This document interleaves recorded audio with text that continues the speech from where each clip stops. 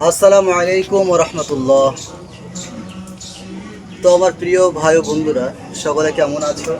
দু একটা কথা বলবো মাত্র আমাদের জীবনে শেষ কিছু কথা। যেমন দেখতে পাচ্ছ, আমি মাত্র আমার হাতে রয়েছে এটা খাটিয়া বা এটা একটা গাড়ি বলতে পারো, আমাদের জীবনের শেষ গাড়ি এটা।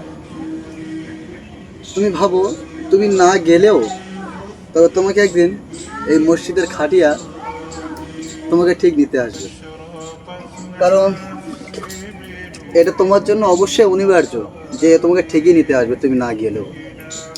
তাই আমি একটা কথা বলবো, যে দুনিয়াটাকে তুমি নিজেকে অনেক দামি মনে করছো, কিন্তু একটা বার ভেবে দেখো এক সেকেন্ডের জন্য, যেসব মিথ্যে।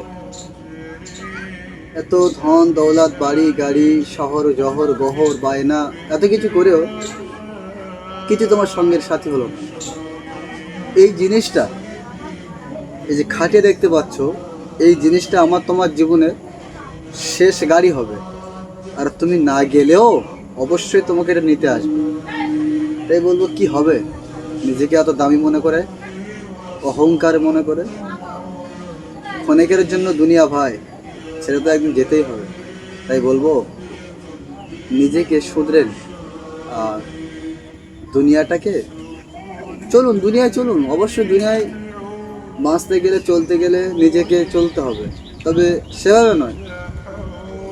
যেভাবে তোমাকে চলতে বলা হয়েছে তুমি সেভাবে চলো, যেন তুমি ইহকালটাও পাও, ফের পরকালটাও পাও। তাই বলবো, ভালো কাজ করো, ভালো কিছু করো। যেখানে তোমাকে একাকিত্ব থাকতে হবে, সেখানে যেন কোনো অভিযোগ তোমার নামে না আসে। হ্যাঁ, তাই নিজেকে সতর্ক রাখো, আর নিজে ভালোভাবে নিজের পথটা কাটো। বুঝলে বন্ধু?